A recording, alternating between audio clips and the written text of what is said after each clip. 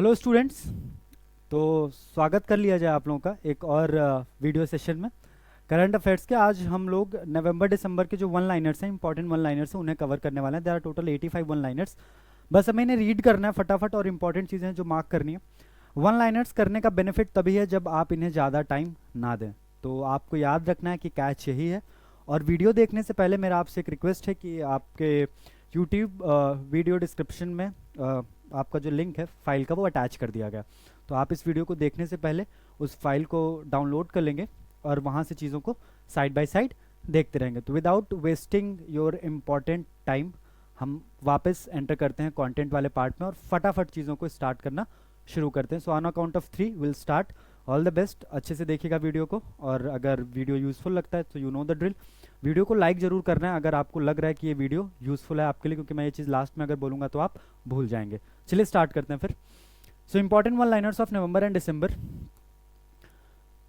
The classical pianist and conductor and Palestinian peace activist who have been conferred the 2023 Indira Gandhi Prize for Peace, Disarmament and Development is Daniel Barenboim and Ali Abu Awad. The sci-fi novel written by English novelist Samantha Harvey, which has been awarded the Booker Prize of 2024. Book का नाम है Orbital, author का नाम है Samantha Harvey. Next important thing, the 13th edition of bilateral exercise between Indian army and Singapore arm forces. तो Indian army और Singapore arm forces के बीच में जो 13th एडिशन एक्सरसाइज हुई है 20 से लेकर के 30th ऑफ नवंबर 2024, इस एक्सरसाइज का नाम है अग्नि वॉरियर और एक्सरसाइज हुई कहाँ पे है? महाराष्ट्र में। Moving on to the next important news, moving on to the next important one liner. The Space Tabletop exercise conducted from 11th to 13th of November 2024 by Defense Space Agency of Headquarters Integrated Defense Staff aimed at bolstering the strategic readiness of the Indian Armed Forces in the domain of space warfare was named अंतरिक्ष अभ्यास। तो space से related exercise है, space warfare से related exercise, इसलिए इसका नाम क्या है? अंतरिक्ष अभ्यास 2024। The 5th edition of Vietnam and India bilateral army exercise conducted from 4th to 23rd of November 2024। Ambala में एक्सरसाइज हुई है वियतनाम और इंडिया के आर्मीज के बीच में। एक्सरसाइज का नाम क्या है? Exercise Vinbax 2024। The third edition of the joint military exercise by the forces of India and Australia। India और ऑस्ट्रेलिया के फोर्सेज के बीच में जो ज्वाइंट एक्सरसाइज हुई, एक्सरसाइज का नाम क्या है? एक्सरसाइज ऑस्ट्रा हिंद। और ये एक्सरसाइज हुई कहाँ पे? पुणे में। ऑस्ट्रा का मतलब क्या हुआ यहाँ पे? ऑस्ट्रेलिया, एंड हिंद मतलब हिंदुस्तान। सो ऑस्ट्रेलिया और हिंदुस्तान की जो ज्वाइंट मिलिट्री एक्सरसाइज है पुणे में, नाम क्या है? ऑस्ट्रा हिंद, याद रखिएगा। अब जो 9th एडिशन ऑफ एक्सरसाइज हुई है इंडिया और इंडोनेशिया के स्पेशल फोर्सेज के बीच में, 12 नवंबर से एक्सरसाइज स्टार्ट हुई थी। एक्सरसाइज का नाम आपको याद रखना है गरुड़ शक्ति 2024। इंडिया और इंडोनेशिया के स्पेशल फोर्सेज के बीच में एक्सरसाइज हुई है। इंडिया की तरफ से पार्टिसिपेट किया था पैराशूट रेजिमेंट ने। Moving on, the 15th edition of India US Joint Special Forces exercise conducted from 2nd to 22nd of November 2024 at Orchard Combat Training Center in इदाहो USA। Exercise का नाम है Vajra Prahar, 15th addition है India और US के joint special forces exercise का। अब the leading industrialist and को founder of SR group who passed away. So SR group के जो फाउंडर थे श्री शशि रुइया, उनकी डेथ हो चुकी है। जो उड़ीसा के फॉर्मर चीफ मिनिस्टर थे डॉक्टर हरे कृष्णा मेहताब, उनकी 125th एनिवर्सरी पे 125th बर्थ एनिवर्सरी पे एक पोस्टल स्टैम्प रिलीज किया गया। आप लोग ये भी याद रखेंगे। IAS officer from Himachal Pradesh cadre who has taken over the new controller and auditor general of India. India के नए कैग कौन है? तो इंडिया के नए कैग अपॉइंट किए गए mister K Sanjay Murthy. The contestant from Denmark who has been crowned Miss Universe 2024। 2024 Miss Universe कौन है? सो 2024 मिस यूनिवर्स है Miss Victoria Kjaer. The renowned sarangi player of Indian classical music who passed away. Renowned sarangi player जिनकी अभी death हुई है, उनका नाम है पंडित राम नारायण, नाम याद रखेंगे। द जज ऑफ द सुप्रीम कोर्ट। अब 50th सीजीआई जो हमारे हैं वो उनका रिटायरमेंट हो गया 8th ऑफ नवंबर 2024 को। और इंडिया के 51st सीजीआई कौन बने? संजीव खन्ना।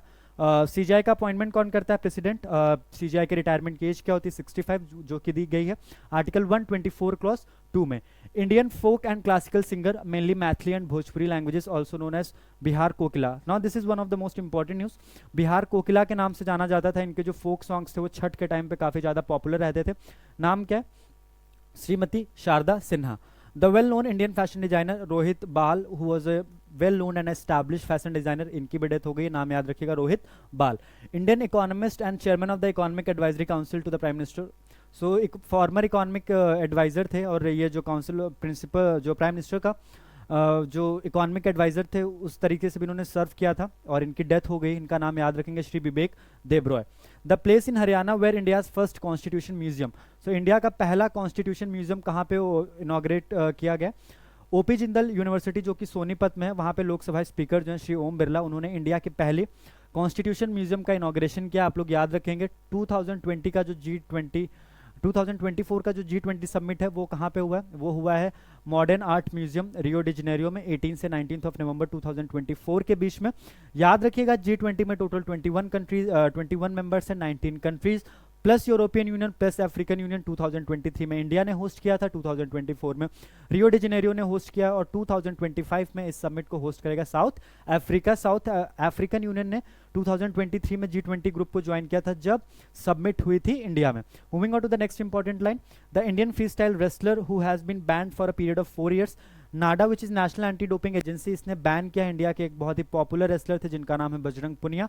इन्होंने जो ब्रीच होता है, वो जो एंटी डोपिंग कोड होता है उसका ब्रीच किया था, इनसे सैंपल्स मांगे गए थे, इन्होंने सैंपल्स नहीं दिए थे, इसलिए इन पे 4 years का बैन लगाया है नेशनल एंटी डोपिंग एजेंसी ने।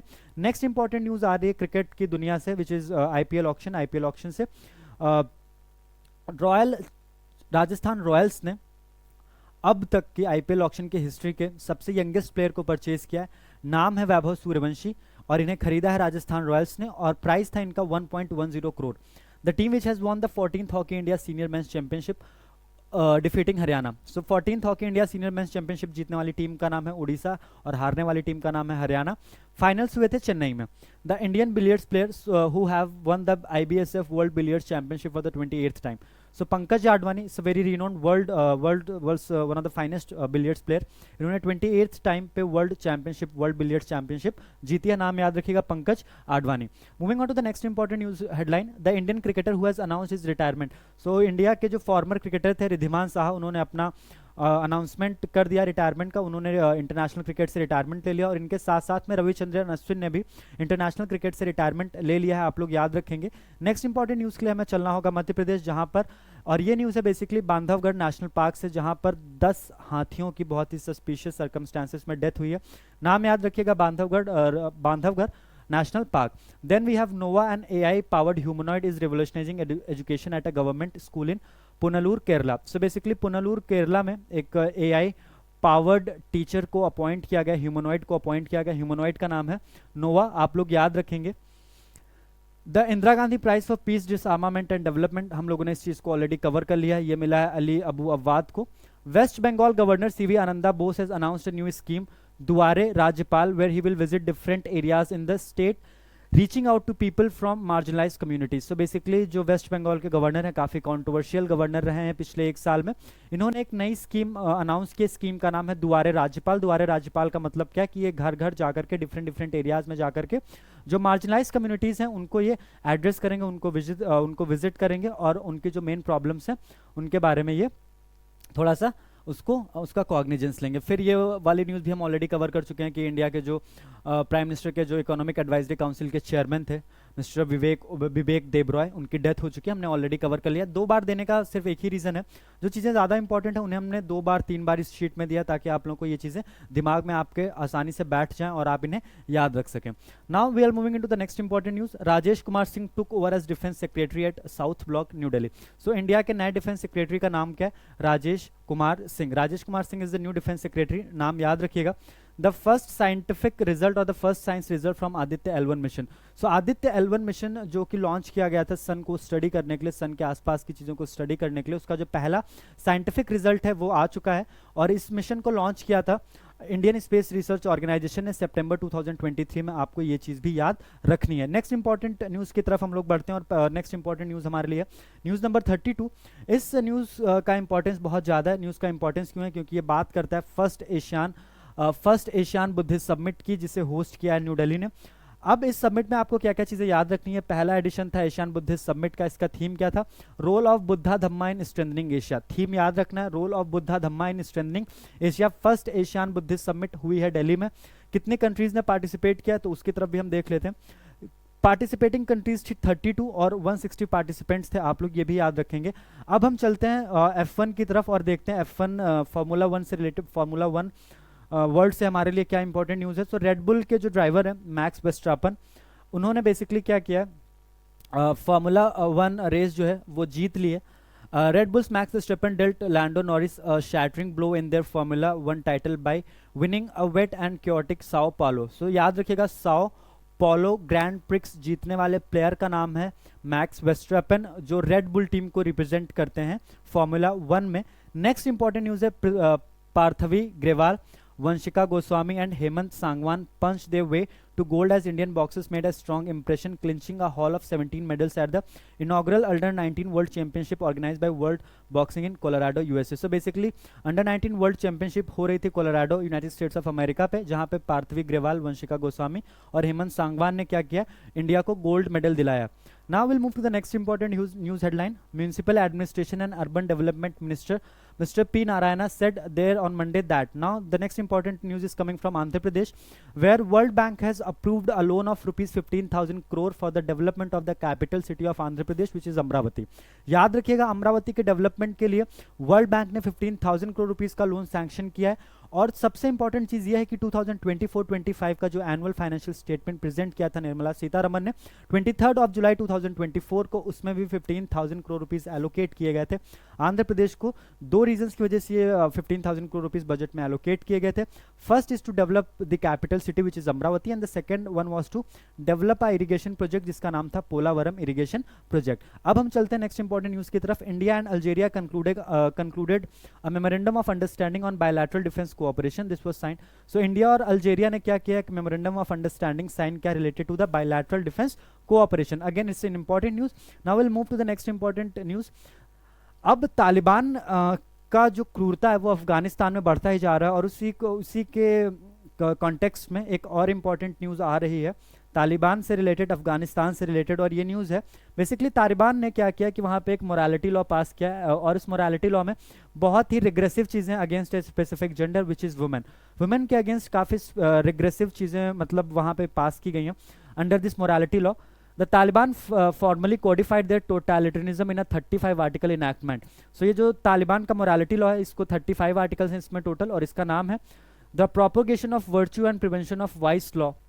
याद रखिएगा, जो तालिबान का जो मोरालिटी लॉ है तालिबान का, उसका नाम क्या है, the propagation of virtue and prevention of vices law. अब देखिए 38th जो पॉइंटर है ये भी हमारे लिए काफ़ी इंपॉर्टेंट है, बिकॉज ये बात करता है सुप्रीम कोर्ट के एक बहुत ही इंपॉर्टेंट जजमेंट की, और ये जजमेंट सुप्रीम कोर्ट की 9 जजेस बेंच ने डिलीवर किया है 8:1 के रेशियो से। 2024 का ये जजमेंट ओवर रूल करता है 1977 के एक बहुत ही पॉपुलर जजमेंट को, जिस केस का नाम था Ranganath Reddy versus state of Karnataka. अब जो 2024 में जजमेंट डिलीवर किया गया, केस का नाम है property owners association versus state of Maharashtra. It is related to article 39B। Article 39B से रिलेटेड ये जजमेंट है, 1977 के जजमेंट को ओवरटर्न किया गया। अब बेसिकली 39B बात करता है कि गवर्नमेंट किसी भी एक्सटेंट तक, अभी तक का जो अंडरस्टैंडिंग था वो यही था, अभी तक की जो रूलिंग थी सुप्रीम कोर्ट की उसके हिसाब से यही चीज सामने आ रही थी कि अब तक बिफोर दिस जजमेंट और given in property owners association versus state of Maharashtra, उसमें एक चीज ये क्लियर कर दी गई थी, and this was abundantly clear कि गवर्नमेंट किसी भी एक्सटेंट तक जा करके जो सोसाइटी के मटेरियल गुड्स हैं उनको अक्वायर कर सकती है, भले वो प्राइवेटली ओन्ड हो, कॉमन गुड के लिए। बट सुप्रीम कोर्ट ने 2024 में बोला है कि ये एब्सोल्यूट अथॉरिटी नहीं है पार्लियामेंट के पास में। नेक्स्ट इंपॉर्टेंट न्यूज हेडलाइन की तरफ हम बढ़ते हैं। The supreme court on Tuesday partially upheld the constitutional validity of the Uttar Pradesh Madrasa education board act of 2004। So basically जो मदरसा एक्ट था उत्तर प्रदेश का, उसकी वैलिडिटी को अपहेल्ड किया है सुप्रीम कोर्ट ने 2024 के जजमेंट में। ये एक्ट था 2004 का, एक्ट का नाम था उत्तर प्रदेश मदरसा एजुकेशन बोर्ड एक्ट ऑफ 2024। अब देखिए सुप्रीम कोर्ट ने ये बोला है कि स्टेट गवर्नमेंट के पास पावर है कि वो जो स्कूल लेवल की एजुकेशन होती है उसको क्या कर सकता है, रेगुलेट कर सकता है। बट जो हायर लेवल की एजुकेशन होती है, when we talk about the education at the university level, उसको रेगुलेट करने की पावर यूनिवर्सिटी ग्रांट कमीशन के पास होती है। और दूसरी चीज़ आपको ये भी याद रखनी है कि हमारे कॉन्स्टिट्यूशन का जो 7th शेड्यूल है which talks about the separation of power between state and centre and state, उसका जो 7th शेड्यूल का जो यूनियन लिस्ट है उसकी एंट्री 66 पावर कन्फर करती है पार्लियामेंट पे कि वो हायर एजुकेशन के लिए स्टैंडर्ड्स को सेट कर सकती है, राइट। तो बेसिकली सुप्रीम कोर्ट ने ये बोला कि जो पूरा एक्ट है मदरसा एक्ट ऑफ 2004, ये पूरा एक्ट वैलिड है। सिर्फ एक पोर्शन इस पर्टिकुलर एक्ट का जो बेसिकली बात करता है दो इंपॉर्टेंट टर्म्स की, कामिल और फाजिल लेवल की जो एजुकेशन होंगे। कामिल और फाजिल लेवल की एजुकेशन का मतलब क्या, जो ग्रेजुएशन और पोस्ट ग्रेजुएशन लेवल की एजुकेशन होगी उस पर जो कंट्रोल होगा वो यूनियन गवर्नमेंट का ही होगा, एज पर entry 66 of list 1 of 7th schedule, right. अब हम आगे बढ़ेंगे। याद रखिएगा education in general concurrent list में फॉल करता है एंट्री नंबर 25 में। इसका मतलब ये है स्टेट और सेंट्रल गवर्नमेंट के पास, दोनों के पास ही पावर है when it comes to the education. But जब हायर लेवल एजुकेशन की हम बात करते हैं तो पावर होती है यूनिवर्सिटी ग्रांट कमीशन के पास में। Entry 66 of list 1 states that कि हायर एजुकेशन को कंट्रोल करने का पावर किसके पास में, सेंट्रल गवर्नमेंट के पास में। After the demise of Ratan Tata, Shri Ratan Tata, उनके जो हाफ ब्रदर थे मिस्टर नोएल टाटा, उनको अपॉइंट किया गया है बोर्ड ऑफ टाटा सन्स में। ये बहुत ही इंपॉर्टेंट अपॉइंटमेंट है, आप लोग याद रखेंगे। इंडिया ने लेटर ऑफ इंटेंट प्रेजेंट किया है 2036 के ओलंपिक्स को होस्ट करने के लिए। इंपॉर्टेंट न्यूज़ है, आप लोग याद रखेंगे। 2036 का ओलंपिक होस्ट करने के लिए इंडिया ने LOI that is letter of intent present किया, आप लोग याद रखेंगे। Indian professional boxer Mandeep Jangra won the world boxing federation super featherweight world title after defeating Britain's Conor McIntosh in the Cayman island. So basically India के जो professional boxer हैं जिनका नाम है मनदीप जांगरा, इन्होंने वर्ल्ड बॉक्सिंग फेडरेशन का जो सुपर फेदरवेट चैंपियनशिप होता है ये जीत लिया ब्रिटेन के कॉर्नर मैकिंटॉश को हराकर, और ये इवेंट हुआ था केमन आइलैंड में। यूएस के फॉर्मर प्रेसिडेंट जो बेसिकली 45th प्रेसिडेंट थे यूनाइटेड स्टेट्स ऑफ अमेरिका के, याद रखिएगा Donald Trump was the 45th president of United States of America. He served between 2016 to 2020। Next important चीज याद रखनी है, 45th प्रेसिडेंट थे, 46 प्रेसिडेंट थे मिस्टर जो बाइडेन। 2020 से लेकर के 2024 के बीच में वापस से यूएस की जो पॉपुलेशन है, यूएस के जो सिटीजन हैं, उन्होंने इलेक्ट किया है डोनाल्ड ट्रंप को as the 47th president of United States of America. दूसरी चीज आप लोग को ये याद रखनी है कि डोनाल्ड ट्रंप बेसिकली अभी तक के सबसे एजेड प्रेसिडेंट हैं जो ऑफिस अज्यूम करेंगे। एट द एज ऑफ 82 वो 47th प्रेसिडेंट बने यूनाइटेड स्टेट्स ऑफ अमेरिका के। रिपब्लिकन पार्टी को प्रेजेंट करते थे डोनाल्ड ट्रंप। कमला हैरिस थी डेमोक्रेटिक पार्टी की, जिनको हराया है डोनाल्ड ट्रंप ने। याद रखिएगा डोनाल्ड ट्रंप की पॉलिटिकल पार्टी को 312 सीट्स मिली हैं इलेक्टोरल कोलाज में, वहीं कमला हैरिस की पार्टी को मिली हैं 226 सीट्स इलेक्टोरल कोलाज में। नेक्स्ट इंपॉर्टेंट चीज जो आप लोगों को यूएस इलेक्शन से रिलेटेड याद रखनी है, यूएस के इलेक्शंस में टोटल 538 सीट्स होती हैं इलेक्टोरल कोलाज में। नेक्स्ट इंपॉर्टेंट चीज याद रखनी है आप लोग को, सबसे बड़े स्टेट का नाम है कैलिफोर्निया, जिसके पास में 54 सीट्स हैं। डोनाल्ड ट्रंप के रनिंग मेट का नाम था जेडी वांस, जबकि कमला हैरिस के रनिंग मेट का नाम था mister Tim Walz. This is all about the US elections. Now will move to the next important news.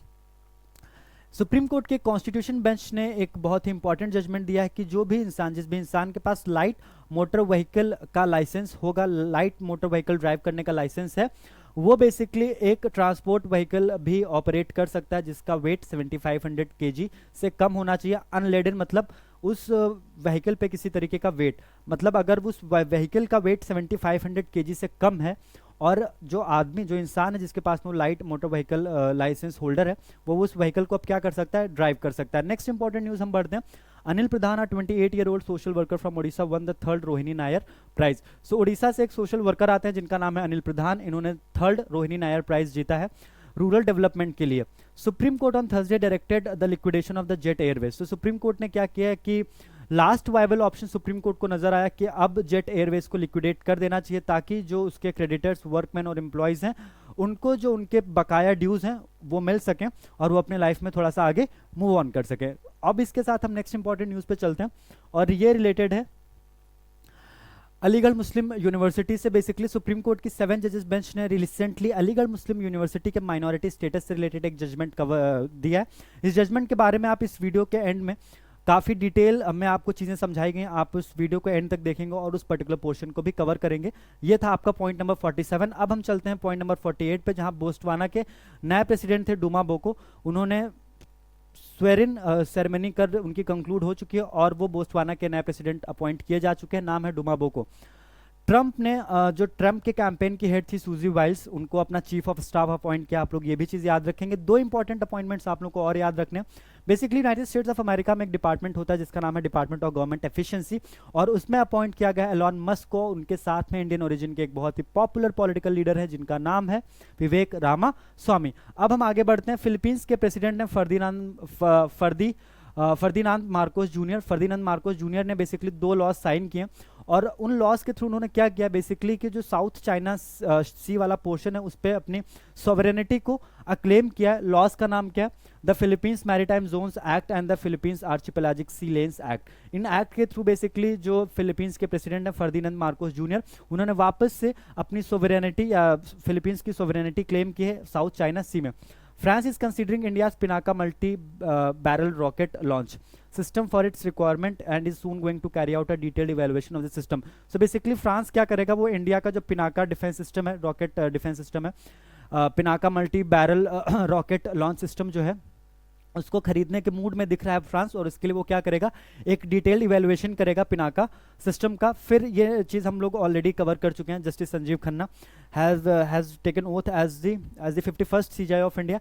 याद रखिएगा जो भी ओथ एंड एडमिनिस्ट्रेशन है ये डिफाइंड है शेड्यूल 3 ऑफ इंडियन कॉन्स्टिट्यूशन में, और CJI को ओथ दिलवाने का काम किसका रहता है? CJI को ओथ दिलवाने का काम रहता है कंट्री के प्रेसिडेंट का। इसके साथ नेक्स्ट इंपॉर्टेंट न्यूज़ भी हमें याद रखनी है, जहां पर हेमंत सोरेन चौथी बार मुख्यमंत्री बनते हैं, चीफ मिनिस्टर बनते हैं झारखंड के।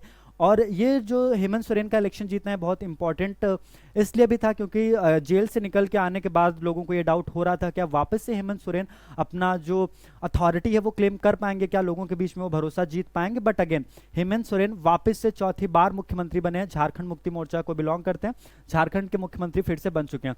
अब एक प्रोफेसर थे इकोनॉमिक्स के अमिया कुमार बागची, जिनकी रिसेंटली डेथ हो गई है, नाम याद रखेगा अमिया Kumar Bagchi. The government on Thursday unveiled the first round of auction of mineral block.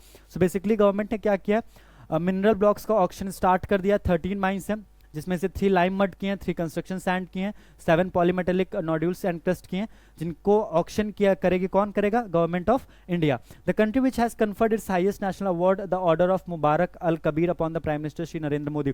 So Kuwait ने क्या किया, प्राइम मिनिस्टर नरेंद्र मोदी को अपना हाईएस्ट सिविलियन ऑर्डर प्रेजेंट किया। याद रखिए प्राइम मिनिस्टर नरेंद्र मोदी को 2024 में order of the Druk Gyalpo जो भूटान का हाईएस्ट सिविलियन अवार्ड है, order of the Saint Andrews the apostle जो रशिया का हाईएस्ट सिविलियन अवार्ड है, ये अवार्ड भी प्राइम मिनिस्टर नरेंद्र मोदी को मिल चुके हैं। नेक्स्ट इंपॉर्टेंट न्यूज की तरफ हम बढ़ते हैं। The Hindi writer who has been awarded the 2024 Vyas Samman for her novel कौन देश को वासी वेणु की डायरी सूर्यबाला। सो व्यास सम्मान किसको मिला है? सूर्यबाला जी को मिला है। और इनकी नॉवेल कौन सी थी? कौन देश को वासी वेणु की डायरी। ठीक है। The 18th edition of the battalion level joint military exercise of Indian army and the Nepal army. So Indian army और नेपाल की जो आर्मी थी उसके बीच में 18th एडिशन हुआ है एक्सरसाइज का। एक्सरसाइज का नाम है एक्सरसाइज सूर्य किरण, और ये हुई है साल झांडी नेपाल में 31 दिसंबर से लेकर के 13 जनवरी के बीच में होगी एक्सरसाइज। दूसरे इंपॉर्टेंट न्यूज की तरफ हम बढ़ते हैं, जहां पे एक और नेवल एक्सरसाइज हुई है इंडियन नेवीज और श्रीलंकन नेवीज के बीच में विशाखापट्टनम में। एक्सरसाइज का नाम याद रखिएगा SLINEX 2024। Latest multi role stealth guided missile frigate commissioned into the Indian Navy at the Yantar shipyard in Kaliningrad, Russia. So basically INS Tushil एक स्टेल्थ गाइडेड मिसाइल फ्रिगेट है जिसको कमीशन किया गया इंडियन नेवी में, याद रखिएगा। 4th edition of India Malaysia joint military exercise, India और Malaysia के बीच में 4th जो ज्वाइंट मिलिट्री एक्सरसाइज हुई। एक्सरसाइज का नाम है हरिमाऊ शक्ति। एक्सरसाइज हुई कहाँ में? मलेशिया में। First edition of the joint table top exercise between the Indian army and the Cambodian army. So पहला एडिशन हुआ है, टेबल टॉप एक्सरसाइज है इंडियन आर्मी और कंबोडियन आर्मी के बीच में।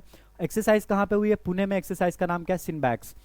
अब यूएस के जो फॉर्मर प्रेसिडेंट थे 1977 से लेकर के 1981 के बीच में, जिमी कार्टर, और इनका पूरा नाम था जेम्स एल कार्टर जूनियर। इनकी डेथ हो चुकी है, नाम याद रखिएगा जिमी कार्टर। 1977 से लेकर के 1981 के बीच में ये यूएस के प्रेसिडेंट थे, आप लोग ये चीज नहीं भूलेंगे। अब हम चलते हैं नेक्स्ट इंपॉर्टेंट न्यूज की तरफ, जहां पर जो इंडिया के फॉर्मर प्राइम मिनिस्टर थे, वेरी पॉपुलर लीडर का नाम है श्री अटल बिहारी वाजपेयी। इनकी 100th बर्थ एनिवर्सरी पे, इनकी 100th बर्थ एनिवर्सरी सेलिब्रेट करने के लिए प्राइम मिनिस्टर नरेंद्र मोदी ने एक स्टैम्प रिलीज किया है, याद रखेंगे आप लोग।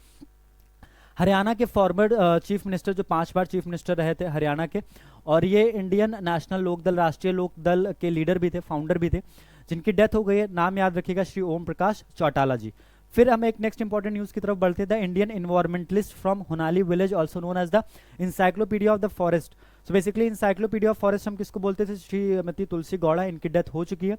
The former chief minister of Karnataka, governor of Maharashtra, union external minister.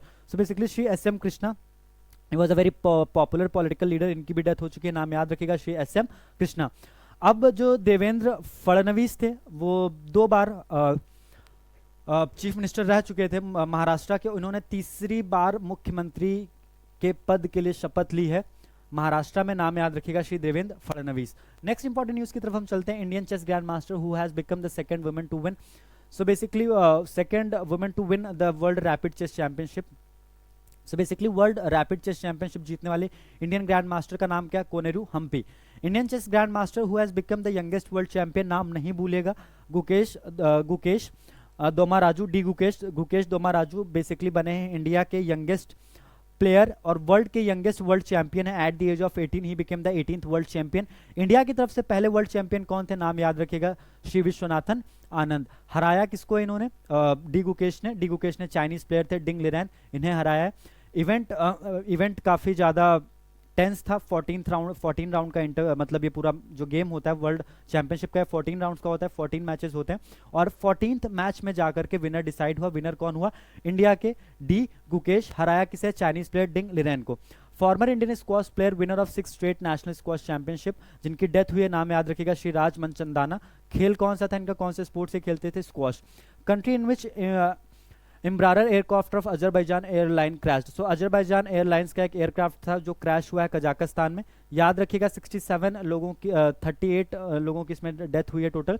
Madhya Pradesh, the place in Madhya Pradesh at which the prime minister Shri Narendra Modi laid the foundation stone of Ken Betwa linking national project, so Khajuraho में prime minister Narendra Modi ने Ken Betwa project को start किया, उसका जो foundation stone था उसे start किया। राजस्थान में एक बहुत ही ट्रैजिक इवेंट हुआ जब जयपुर अजमेर हाईवे पे एक एलपीजी टैंकर जो जा रहा था उसका एक एक्सीडेंट होता और एक डिवास्टेटिंग फायर में जिसमें 14 लोगों की जान चली गई। The lake at which statue of Chhatrapati Shivaji Maharaj was installed by the Indian army, so Pangong Tso lake के पास में इंडियन आर्मी ने छत्रपति शिवाजी महाराज जी का स्टैचू इंस्टॉल किया। नाम याद रखिएगा लेक का, Pangong टिसो। The bird which has been officially recognized as the national bird of the United States of America after the US President Joe Biden signed a law to that effect. So basically अब आप लोग ये याद रखेंगे, again it is one of the most important news.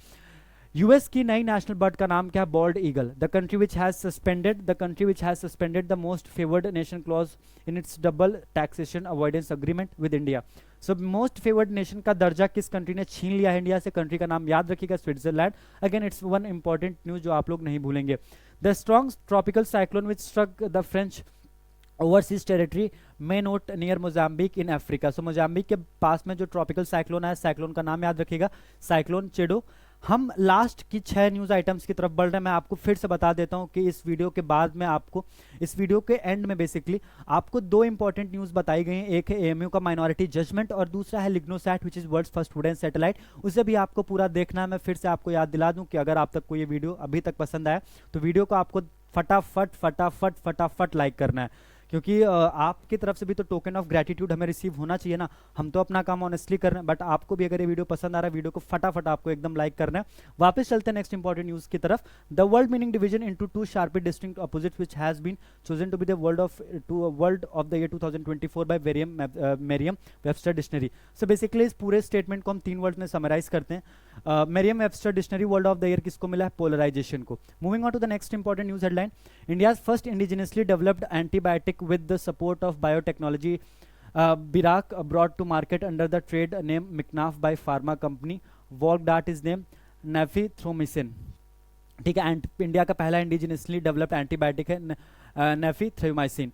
The forest reserve in Madhya Pradesh which has been named as India 57th tiger reserve, India के 57th tiger reserve का नाम याद रखिएगा राता पानी टाइगर रिजर्व। मध्य प्रदेश में जो इंडिया का 57th टाइगर रिजर्व बना है। 55th टाइगर रिजर्व कौन सा था?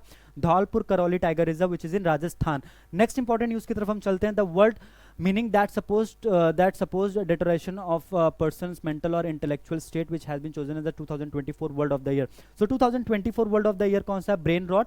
और Merriam Webster 2024 world of the year कौन सा था?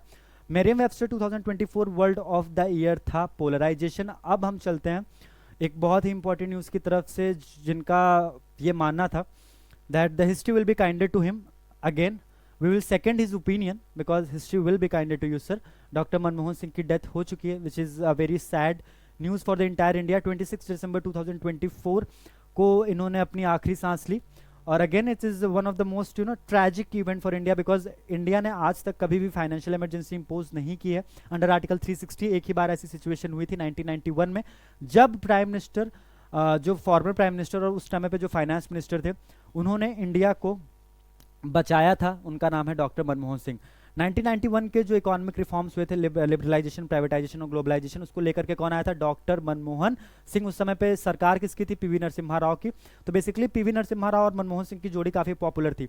2004 से लेकर 2014 के बीच में ये इंडिया के प्राइम मिनिस्टर भी रहे थे, और इसके अलावा इन्होंने बहुत ही इंपॉर्टेंट पोजीशंस होल्ड किए, जैसे कि finance minister of India, planning commission के हेड, और इसके अलावा आरबीआई के governor. So these were the important post which were held by doctor Manmohan Singh. Sir will miss you, honestly sir we will miss you. ऐसे लोग आजकल के टाइम में मिलना बहुत मुश्किल है। तो this was all about this particular sheet.